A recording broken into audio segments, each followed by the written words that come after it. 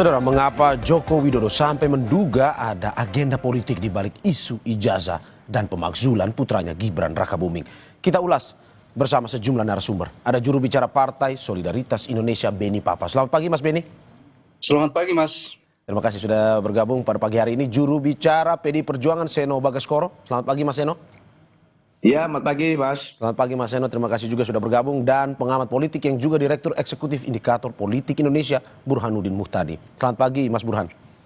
Pagi, Mas. Terima kasih Bapak-Bapak sudah bergabung di Dialog Sapa Indonesia Pagi pada hari ini. Dan saya akan ke Mas Beni terlebih dahulu. Mas Beni, kata Pak Jokowi, saya perasaan politik saya bahwa ini ada politis terkait dengan ijazah dan juga pemakzulan Wapres Gibran. Katanya untuk menurunkan politik saya. Menurut Anda seperti apa? Apa maksud dari pernyataan Jokowi ini?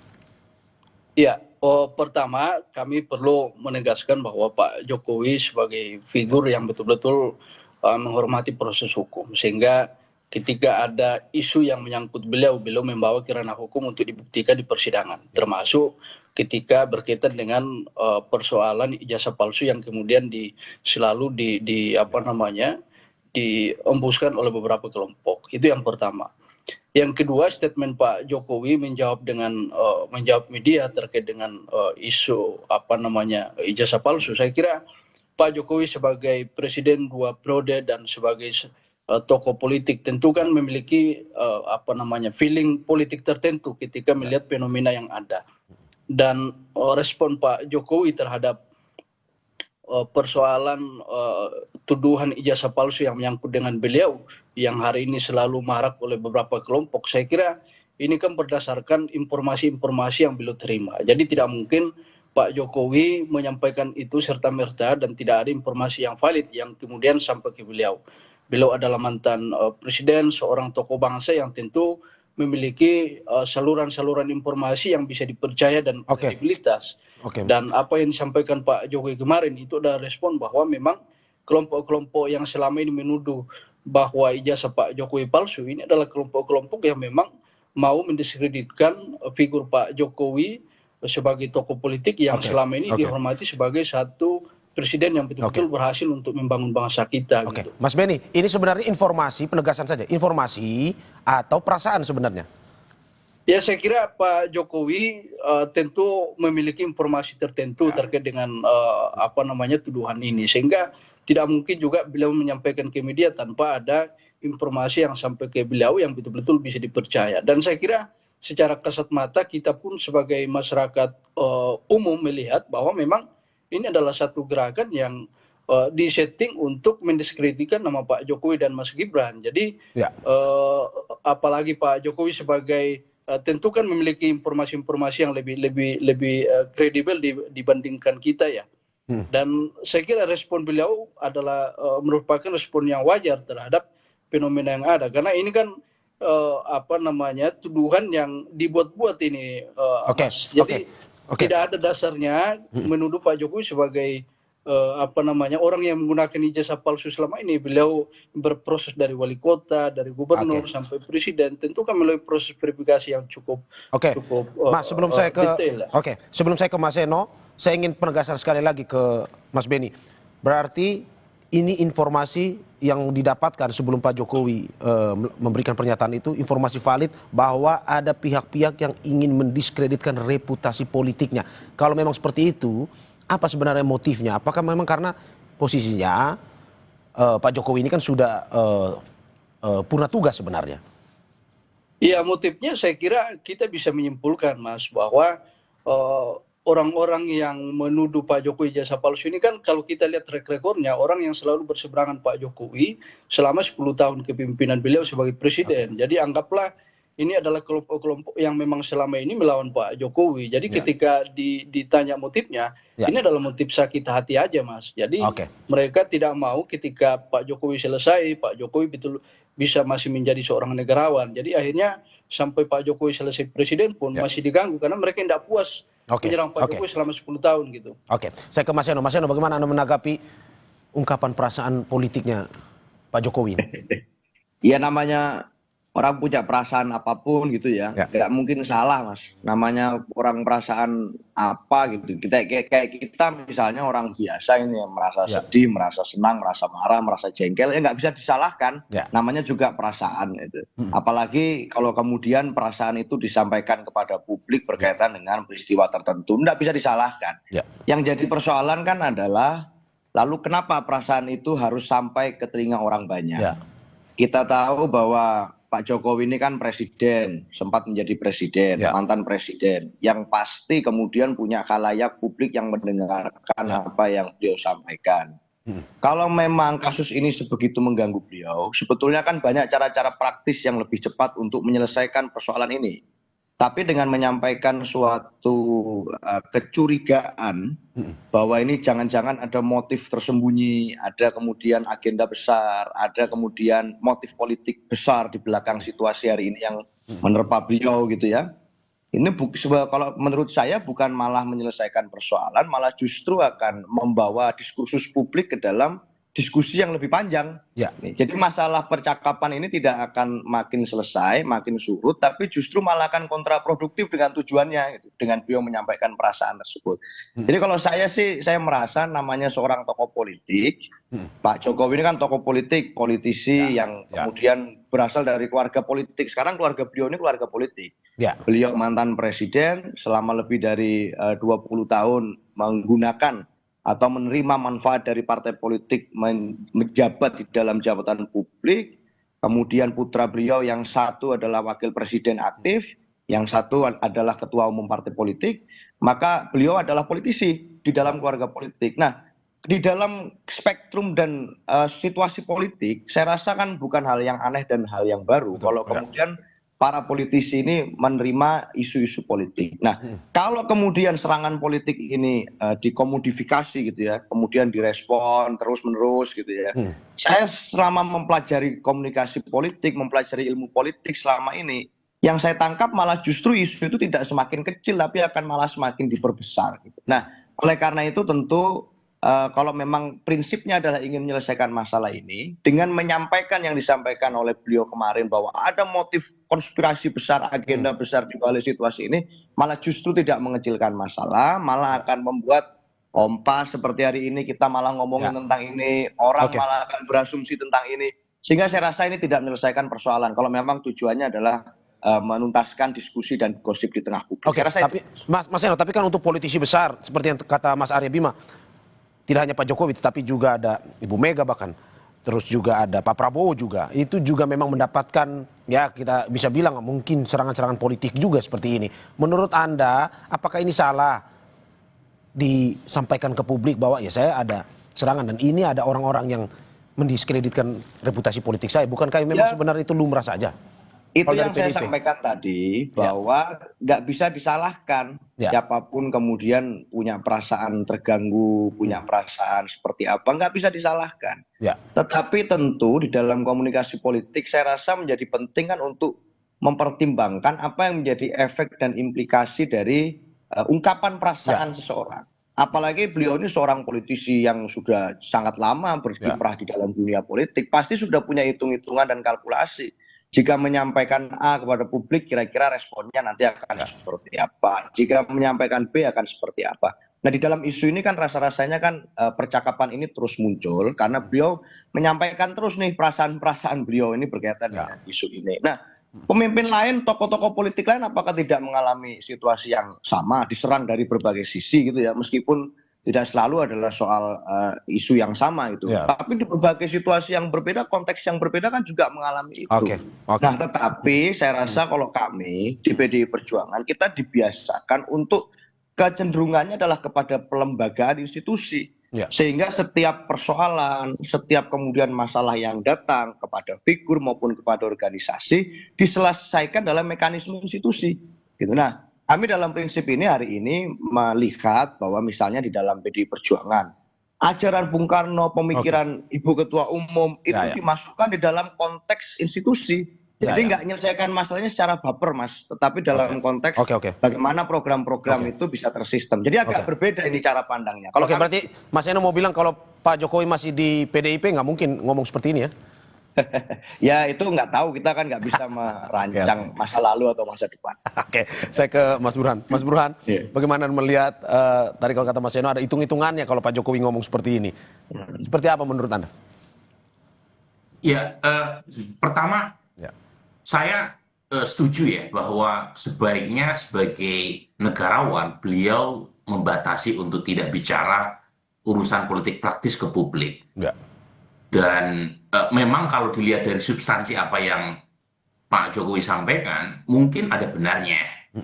Dan secara empirik, betul tingkat kedisukaan terhadap Pak Jokowi juga menurun ya setelah ijazah palsu bulan-bulan menyita perhatian publik ya. Jadi secara substansi apa yang disampaikan oleh Pak Jokowi mungkin ada benarnya bahwa ada desain di balik serangan bertubi-tubi yang diarahkan ke keluarga besar beliau, suatu hal yang tidak terelakkan ya karena putra dan menantu beliau masuk ke dalam politik. Jadi meskipun masa jabatan Pak Jokowi sudah selesai, tetapi kan keluarga besarnya masih aktif di politik. Tetapi ketika perasaan itu disampaikan ke publik, ya wajar kalau misalnya Mas Seno punya anggapan, ada maksud lain, kenapa itu harus disampaikan. Nah saya pribadi, ini sikap saya pribadi, pandangan saya pribadi, itu sebenarnya berharap seorang presiden yang pernah menempati orang nomor 1 di Republik, setelah selesai itu sebaiknya beyond dari urusan day-to-day politik. Menjadi seorang negarawan yang bukan lagi memikirkan pemilu 5 tahun yang akan datang, tapi memikirkan apa warisan yang akan diberikan ke generasi berikutnya. Itu yang kita pelajari dari tradisi politik di Amerika. Seorang presiden setelah selesai menarik diri dari urusan politik praktis. Itu yang ideal ya buat saya. Tentu seorang presiden, mantan presiden seperti Pak Jokowi punya pandangan lain karena konteksnya berbeda. Tetapi ketika berbicara seperti itu, tentu tidak bisa terelakkan beliau masuk dalam urusan pusaran politik praktis yang penuh dengan polemik, kontroversi, dan pro dan kontra. Jadi, apakah menurut Anda ini karena Pak Jokowi sudah merasa gerah, akhirnya harus mengungkapkan seperti ini, atau sebenarnya bagaimana? Ya bisa saja, lagi-lagi soal tafsir politik kita tidak tahu ya, kita tidak bisa menilai apa yang batin. Tapi yang terlihat memang yang terlihat dalam pengertian muncul statement itu kita bisa menduga, kita bisa berspekulasi bahwa serangan itu sampai pada titik di mana Pak Jokowi tidak bisa menghandle-nya lagi, menghandle dalam pengertian tidak bisa menyembunyikan lagi untuk tidak mengeluarkan statement ke publik. Satu hal yang menurut saya agak berbeda. Jadi 10 tahun Pak Jokowi berada di puncak kekuasaan, itu relatif beliau sangat pandai dalam menyembunyikan perasaan, dalam menyembunyikan statement ya. Jadi sangat pintar untuk tidak mengeluarkan perasaan ke publik ya.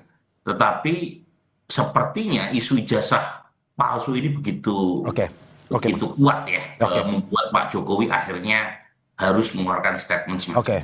Oke, Mas Burhan, sebelum saya ke Mas Beni, saya ingin penegasan.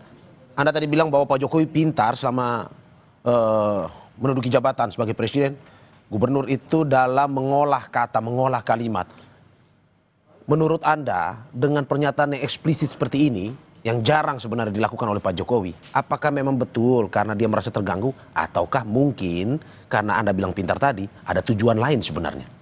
Tujuan politis juga? Iya, lagi-lagi kita jawabannya tidak bisa either or ya. Jangan-jangan dua-duanya benar. Satu sisi memang ada ketergangguan karena isu ijazah ini betul-betul membetot perhatian publik dan menguras perasaan. Tapi saat yang sama juga ada tujuan lain. Karena ketika itu disampaikan ke publik, bagi seorang politisi yang sudah sangat matang dan punya jam terbang panjang seperti Pak Jokowi, pasti ada kalkulasi politik. Nah, kalkulasi politiknya bisa ditujukan kepada elit politik, ya. Yang kedua ditujukan kepada pendukungnya, kepada publik secara umum. Ya, jadi lagi-lagi kita tidak bisa memilah mana A, mana B. Dua-duanya bisa saja. Oke. Saya ke Mas Beni. Mas Beni, bagaimana Anda melihat bahwa kalkulasi politiknya sebenarnya ini tidak perlu disampaikan ke publik karena ada implikasinya, ada akibatnya ke publik. Tetapi di satu sisi juga ya sebagai seorang politisi, Pak Jokowi juga merasa seperti itu. Menurut Anda seperti apa? Tapi jangan dijawab dulu karena kita saksikan usai jeda.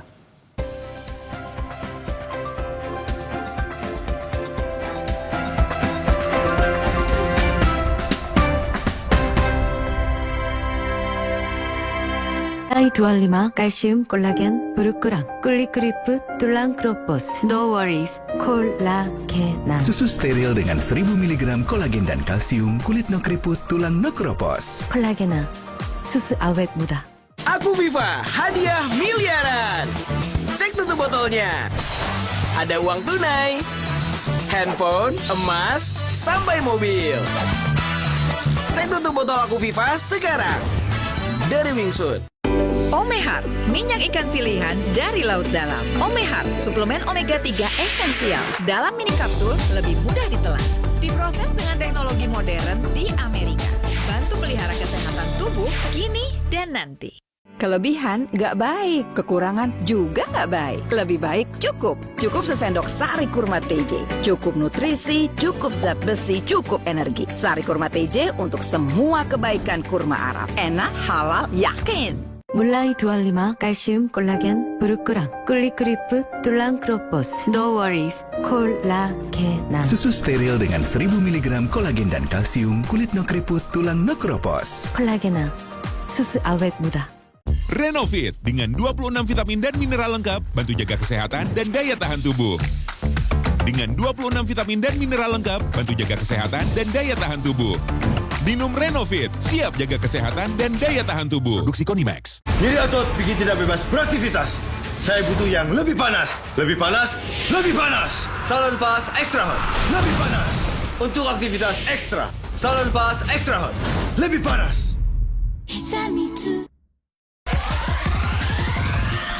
Mix, Indo coffee mix. Memang asik, Indo coffee mix. Esnya asik, rasanya ngehits.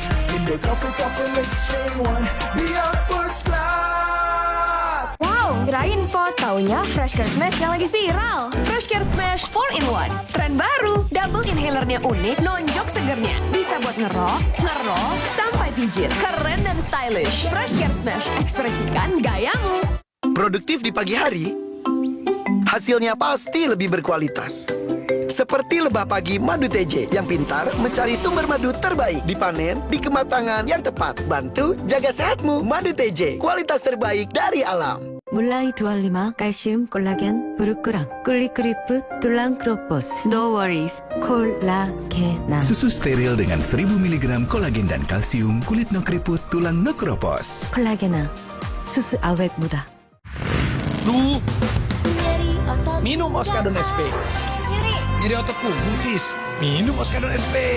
Aktif Oke Formula, tindakan nyeri tanpa ngantuk. Oskadon SP. Sakit pinggang, nyeri otot, nyeri sendi. Go, let's go. Pancen oye.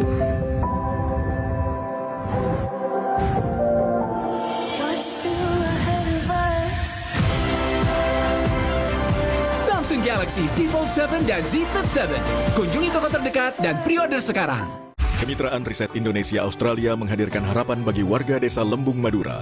Lewat penelitian yang didukung koneksi Harvesting Hope, teknologi dan keterlibatan komunitas menghasilkan rumput laut, energi terbarukan, dan garam berkualitas. Bagaimana kemitraan riset internasional mendukung visi kampus berdampak untuk kesejahteraan masyarakat? Temukan jawabannya dalam Bincang Kita, Rabu 16 Juli, pukul 9:30 pagi di Kompas TV.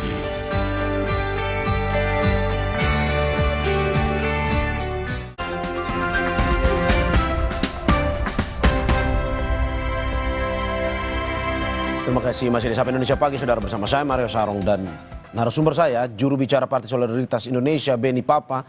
Selain itu juga ada juru bicara PD Perjuangan Seno Bagaskoro dan pengamat politik yang juga Direktur Eksekutif Indikator Politik Indonesia Burhanuddin Muhtadi. Saya ke Mas Beni lagi. Mas Beni, bagaimana melihat bahwa ini sebenarnya tidak perlulah disampaikan oleh Pak Jokowi, ada implikasi-implikasi yang juga mungkin berdampak kepada masyarakat. Tapi kalau Anda melihat sebenarnya dari kasus ini secara umum, ini lebih banyak ruginya ke Pak Jokowi atau bagaimana sebenarnya? Iya, tentu apa yang disampaikan Pak Jokowi ini kan sesuatu yang wajar, Mas. Dan apa yang sedang dilakukan oleh beberapa kelompok hari ini yang menuding ijazah beliau palsu, ini kan secara terang benderang merusak reputasi beliau, sehingga ketika beliau merespon, saya kira ini menjadi sesuatu hal yang wajar. Karena kenapa? Ini juga menjadi pembelajaran, Mas, untuk untuk kita semua, bahwa tidak bisa kita kemudian serta-merta bisa merusak reputasi orang tanpa dasar, tanpa data, tanpa fakta. Dan ketika itu kemudian dilakukan kepada seorang figur, saya kira ini juga akan menjadi presiden buruk. Jadi bayangkan ketika semua figur politik, Mas, kemudian dihantam dengan persoalan-persoalan yang tidak ada faktanya. Ini kan merusak demokrasi kita, Mas. Dan apa yang disampaikan Pak Jokowi kemarin ini sesuatu yang menurut kami wajar. Dan yang kedua, Pak Jokowi kan selama ini merespon dengan melakukan pelaporan di kepolisian. Jadi Pak Jokowi di lain sisi juga taat kepada hukum yang ada. Jadi beliau menyerahkan kepada hukum, tapi ketika kemudian kelompok ini selalu menggemburkan di media, di masyarakat, ini kan menjadi kekhawatiran tersendiri bahwa gerakan-gerakan ini bisa merusak demokrasi kita, bisa merusak kebebasan berpendapat kita yang selama ini kita hormati, bahwa kemudian setiap orang punya kebebasan untuk menyampaikan hal, itu lain soal, tapi kebebasan itu juga harus bertanggung jawab, harus berdasarkan dengan fakta, Mas. Mas Benny, tapi ada yang bilang juga bahwa Pak Jokowi juga riding the wave juga, ada mengambil keuntungan juga dari isu yang dimainkan ini. Menurut Anda seperti itu atau bagaimana? Saya kira tidak, Mas, ya. Dan respon Pak Jokowi kemarin itu kan menegaskan bahwa apa yang sedang terjadi ini kan merugikan beliau, merusak reputasi beliau. Jadi kalau ada pihak-pihak yang menuding bahwa Pak Jokowi mengambil keuntungan yang dengan kasus ijazah palsu sekarang, saya kira tidak ada. Justru ini kan secara, dan kita masyarakat biasa melihat, Mas, ini sedang ada gerakan untuk merusak reputasi beliau, dan itu merugikan Pak Jokowi. Oke, saya ke Mas Seno. Mas Seno, Pak Jokowi seperti yang dibilang Mas Burhan, seorang politisi kawakan. 10 tahun menjabat presiden, selalu kita lihat serangan-serangan itu selalu muncul ke Pak Jokowi, tapi tidak menurunkan juga elektabilitasnya. Menurut Anda, Pak Jokowi ini seseorang yang pintar memainkan ini, atau bagaimana? Memang betul merasa gerah sehingga merasa bahwa ini ada yang menyerang, atau bagaimana sebenarnya? Ya jujur saya nggak ngerti juga ya. Dalam konteks dirugikan secara politik itu seperti apa. Kan beliau sudah nggak bisa nyalon lagi sebagai figur politik. Sudah pernah 2 kali menjabat sebagai presiden, jabatan tertinggi di Republik ini. Dan sudah sesuai konstitusi nggak bisa nyalon lagi. Gitu. Sehingga tentu saja tidak ada itu kemungkinan futuritis masa depan. Beliau akan dirugikan secara politik gitu ya, secara elektoral, apalagi tadi kalau pertanyaannya begitu misalnya. Untuk terkait dengan isu apapun itu. Sehingga kalau kita melihat misalnya, siapa sih tokoh politik di lingkaran eksekutif pusat misalnya, yang tidak mengalami situasi yang kurang lebih sama. Misalnya di dalam Pilpres kemarin, kandidat mana sih yang tidak mengalami serangan pembunuhan karakter yang luar biasa? Di sisi kami misalnya, figur-figur kunci kami juga dilakukan pembusukan karakter yang luar biasa. Di sisi nomor urut 1, 2, 3 juga dilakukan hal-hal yang sama gitu, bahkan hingga sekarang gitu. Tapi nggak ada itu yang rasa-rasanya figur-figur itu yang baper-baper gitu kan, kemudian menyampaikan situasinya seperti itu. Saya rasa nggak juga gitu, ya biasa saja. Memang itulah kemudian dramatika yang ada di politik gitu. Tetapi di dalam seorang politisi yang kelasnya seperti Pak Jokowi, kemudian ada Pak SBY, ada Bu Mega, negarawan-negarawan kita yang kelasnya harusnya sudah di level negarawan. Harusnya banyak mikirnya adalah visioning dan gagasan dong, Mas. Saya rasa hari ini ada banyak hal kok peran yang bisa dilakukan oleh Pak Jokowi itu. Selain ngurusin masalah yang menurut kami ini kan masalah yang remeh-temeh gitu loh. Urusan ijazah itu kan urusan yang ini suatu yang membanggakan, suatu hal yang semua orang juga punya kalau pernah mengikuti prosesnya, dan mudah saja gitu untuk kemudian menceritakan kalau dia punya atau tidak punya gitu. Sehingga bukan persoalan yang besar. Bagaimana hari ini di mata rakyat ada banyak isu lain yang jauh lebih penting gitu. Nah, untuk kemudian dijawab persoalannya oleh para tokoh-tokoh kunci kita. Pak Jokowi bisa tuh nimbrung ikut mikir misalnya bagaimana ini rakyat banyak yang teriak-teriak nih, sedang banyak PHK. Bagaimana kira-kira ini dengan lapangan kerja yang dijanjikan disediakan oleh dan lain sebagainya. Banyak isu-isu kemudian yang butuh kemudian dijawab oleh masyarakat, daripada rakyat disuruh ikut mikirin pemimpinnya. Kan malah kasihan double nih. rakyat setiap hari ke harinya sudah pusing mikirin bagaimana kehidupannya, ini masih disuruh mikirin soal urusan personal dan pribadi pemimpinnya. Saya rasa ini akan semakin kasihan masyarakat kita kalau begitu. Saya rasa itu, Mas. Oke, kalau dari PDIP berarti lebih ingin ini selesai dengan cara Pak Jokowi menunjukkan ijazahnya atau Roy Suryo CS sudah selesai laporan-laporannya? Ya, kami itu nggak ada kepentingan politik apapun kok soal isu ini sebenarnya prinsipnya gitu ya. Sehingga apapun itu buat kami ada banyak cara untuk Pak Jokowi itu bisa kemudian menunjukkan cara yang lebih elegan dan lebih praktis bagi beliau sendiri bahkan. Dan bagi masyarakat Indonesia secara luas gitu ya, agar persoalan ini cepat selesai.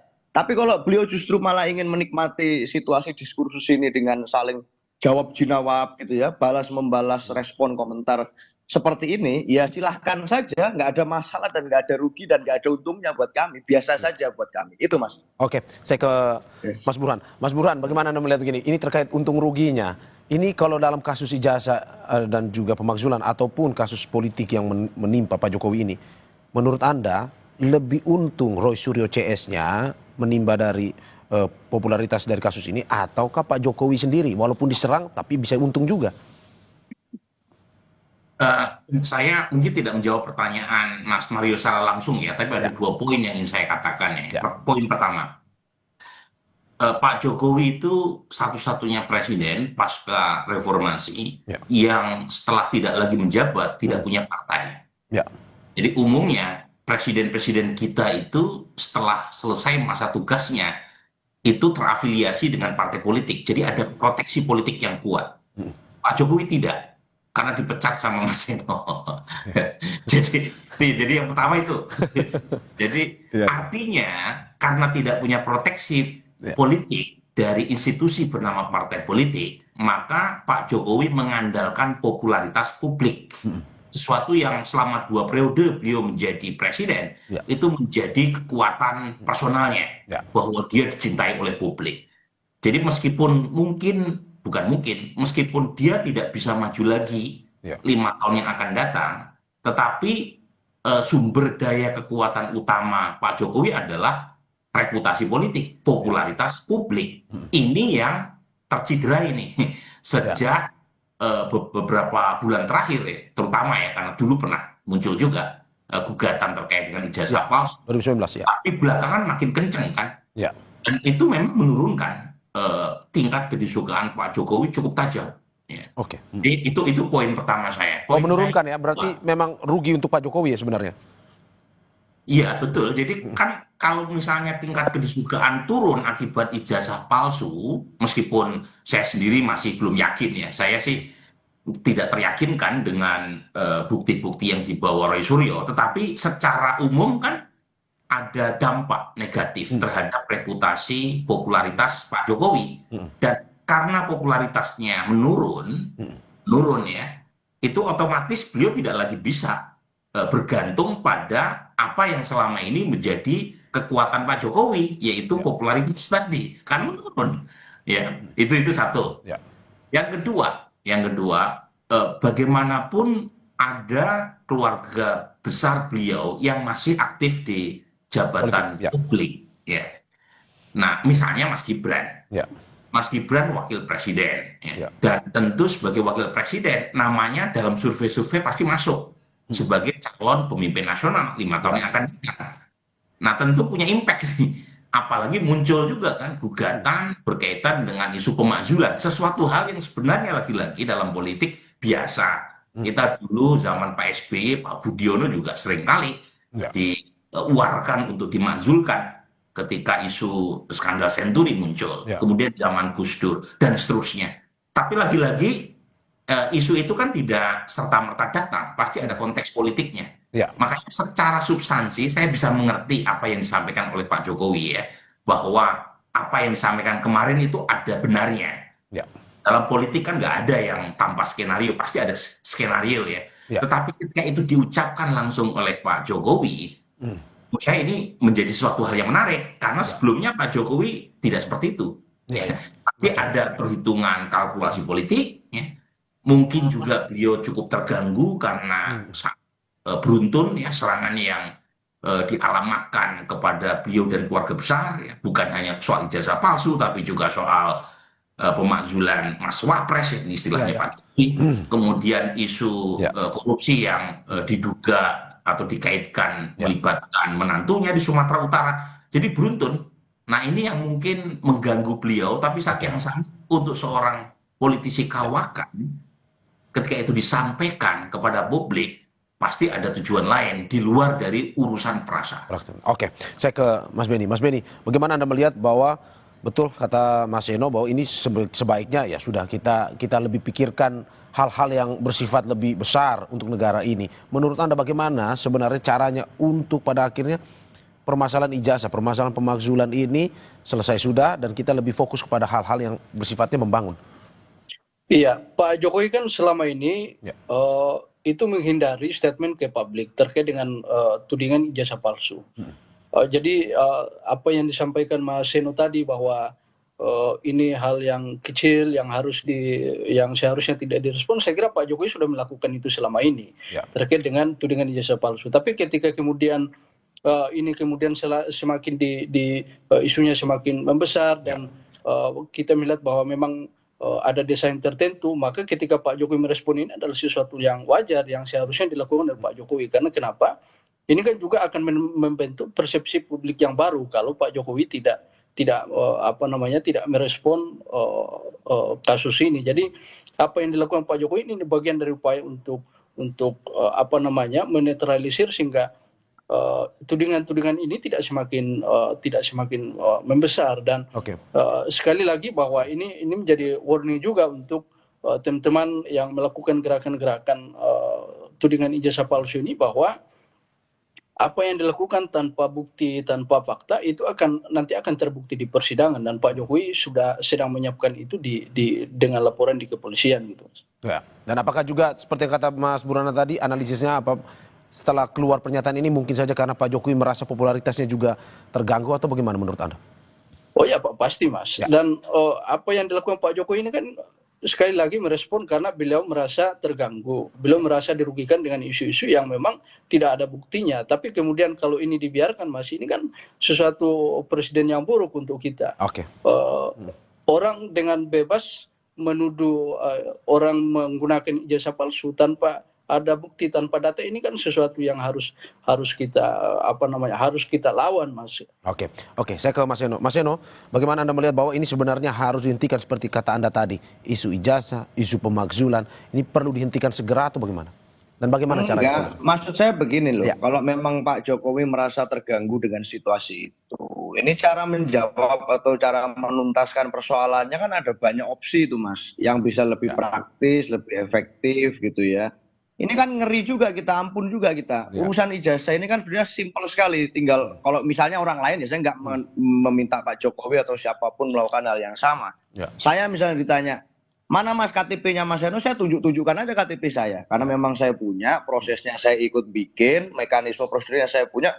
Dan saya nggak melakukan kejahatan apapun dalam proses itu. Itu bukan hal yang susah gitu loh untuk melakukan itu. Ini akan menjawab persoalan selesai. Finish, case close gitu. Tapi ini kan jadi panjang, jadi lama, jadi membesar, seakan-akan sesuatu yang gawat. Ini jadi aneh juga di logika saya gitu ya, yang cenderung selama ini sebenarnya nggak terlalu suka mengikuti proses kasus ini gitu ya. Tapi buat saya jadi aneh gitu. Kenapa kok persoalan yang simple, persoalan yang bukan persoalan yang sangat rumit untuk dipecahkan, perlu waktu berbulan-bulan dan seakan-akan jadi masalah yang gawat dan serius.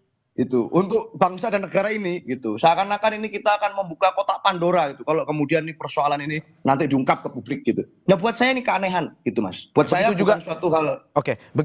Begitu juga dengan isu pemakzulan harus dihentikan juga biar tidak berlarut-larut Mas. Atau gimana? Itu kan prosedur yang berbeda lagi. Ada aspirasi yang masuk dan ini sesuai, semua orang punya hak dan tanggung jawab konstitusionalnya. Kita menghormati itu. Silahkan itu kemudian apapun ya menjadi bagian dari aspirasi orang yang untuk menyampaikan. Tetapi soal isu ijazah ini itu kan suatu hal yang harusnya bisa diselesaikan cepat. Tapi kenapa kok sampai sekarang masih nggak beres-beres, malah jadi gosip yang semakin menguat gitu. Malah jadi seakan-akan bergulir terus gitu. Nah ini kan menimbulkan awalnya publik yang nggak tertarik ngikutin jadi curiga. Publik yang awalnya curiga makin negatif thinking ini. Nggak kemudian selesai masalahnya. Sehingga buat saya ada banyak fokus lain yang harusnya kita bicarakan. Kalau soal ini saja nggak selesai, ya kasihan banget rakyat Indonesia. Maka kita akan tertarik kepada urusan skandal ini, urusan dugaan skandal ini gitu ya. Sampai yang urusan lain-lain masyarakat jadi nggak merasakan, nggak membahas lagi. Nah buat saya yang bisa menyelesaikan ini itu ya harusnya kebesaran dan kenegarawan Pak Jokowi sebagai yang hari ini sedang banyak orang sedang menyarankan atau menyasarkan tuduhan. Sebagai negarawan beliau harusnya punya dan tahu caranya untuk menyelesaikan persoalan ini dengan elegan, dengan baik, sehingga nggak kemudian seperti ini. Gitu. Karena dengan cara beliau menyampaikan seperti itu justru kontraproduktif dengan tujuan ingin menyelesaikan gosip atau tuduhan atau apapun namanya persoalan dengan ijazah beliau. Ini justru kontraproduktif. Itu Mas. Kontraproduktif. Kita ke Mas Burhan. Mas Burhan, bagaimana Anda melihat ini? Ini kontraproduktif kalau kata Mas Eno. Pun juga kata Mas Beni tadi ya ini merugikan juga. Bagaimana harusnya permasalahan-permasalahan ini segera diselesaikan dan kita lebih fokus kepada permasalahan yang membangun bangsa ini sebenarnya. Iya, memang cara menyelesaikannya tidak mudah ya. Bahkan kalau kita merujuk pada kasus Obama, Obama pernah digugat akte kelahirannya karena dianggap tidak layak maju sebagai calon presiden karena tidak lahir di tanah Amerika. Salah satu penggugatnya namanya Donald Trump. Dan akhirnya Obama mengeluarkan birth certificate-nya. Tetapi apakah pembenci Obama serta-merta menghentikan tuduhannya? Ternyata enggak juga. Masih terus-menerus muncul. Tetapi paling tidak ketika Obama menunjukkan birth certificate-nya itu publik yang berada di tengah kan melihat keseriusan Obama untuk menyelesaikan dugaan berkaitan dengan status kelahirannya. Nah, poin saya begini, memang tidak serta-merta ketika Pak Jokowi menunjukkan akte kelahirannya, kemudian mereka yang menggugat bukan akte kelahirannya, ijazahnya, itu tidak serta-merta mereka yang anti Pak Jokowi misalnya, itu kemudian menghentikan semacam tuduhannya bahwa Pak Jokowi selama ini memakai ijazah palsu untuk masuk sebagai pejabat publik, tapi mungkin paling tidak membantu untuk menurunkan tensi. Karena terus terang, saya satu frekuensi nih sama kedua narasumber, bahwa ini isu yang terlalu banyak menyita perhatian kita, sehingga agenda kebangsaan kita yang konkret, yang teknokratik, itu nggak kita bahas, luput dari pembahasan Mas Mario di Kompas.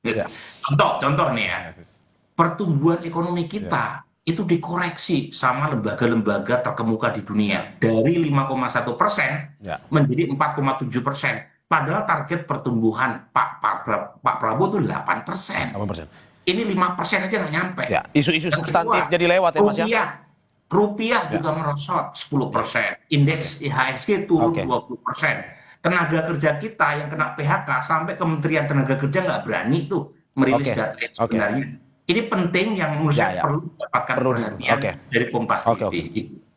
Terima kasih atas apa yang disampaikan juru bicara Partai Solidaritas Indonesia Beni Papa, juru bicara PDI Perjuangan Seno Bagaskoro, dan pengamat politik yang juga Direktur Eksekutif Indikator Politik Indonesia Burhan Nundi Mutadi atas apa yang disampaikan. Semoga bisa kita move on dan lebih berpikir terkait dengan pembangunan bangsa. Sehat-sehat Bapak-bapak. Terima kasih banyak. Terima kasih.